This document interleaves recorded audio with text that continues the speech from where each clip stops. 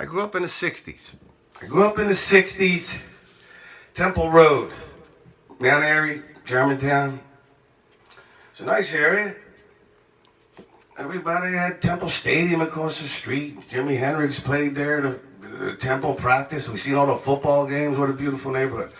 And it started to get a little tough, later on. 67, 66, 67, 68, the race stuff. I'm 8, 9. By the way, when I was 9, I had sex quite a few times. The girls, but that's another story. That's down North Wildwood. They used me. But in the 60s, I went through a lot. By the time I got to 9, I got stabbed in the head. I threw a snowball. Little Catholic school kid coming home with his bag. I had older brothers. We hung on the streets and stuff. But I was with this guy, and I hit his crazy brother in the head with a snowball. He comes running across the street at me, and I got my little bag, and I'm like, he's trying to stab my face. And I can't hold him. When you're a couple of years older back then, it's strong. I was 7, and he was like 10, you know what I mean? And then they were strong, and he was cutting my head. I said, this is it. I'm getting my head cut when I'm 7. My blood's in my eyes, and I feel it. I'm scared as shit. And then I saw my friend came up and helped, and I pulled him off, and then we both kicked the shit out of him, grabbed the knife and threw it, and kicked him and punched him and ran away. I was 7. That's how I started, you know what I mean? Little stuff like that.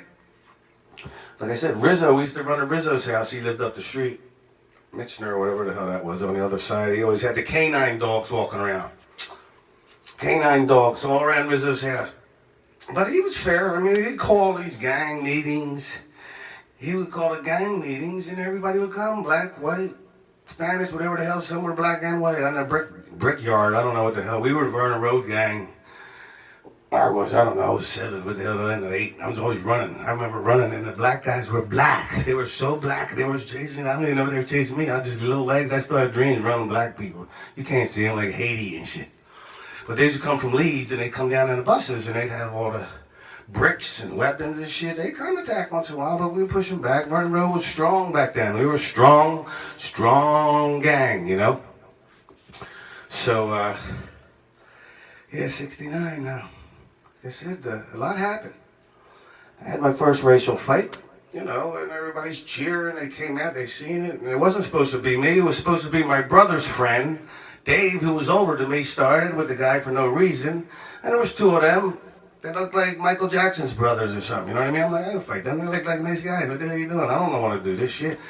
So he's acting real tough with the guy, and they're talking back and forth, and they're going to fight. And they're getting ready to fight, and people are coming around. And I'm a little guy, I'm 9. I'm like, I didn't get to do anything yet. I just stack weapons and shit. I put the weapons, the bricks, and the bats, and everything, and I just stand guard and throw rocks and shit. And then run on little legs again. Run away. So, the hell, what was the question? All right. Oh, hey, so I'm fighting this kid. No, I'm not fighting. I'm not supposed to be fighting. That's what I'm saying. I wasn't supposed to be me. But the big guy who's older than me, we're all 4 years apart. So I'm 9, he's 13, or whatever, 14. Whatever, so 3, I had 4, I don't know, just about.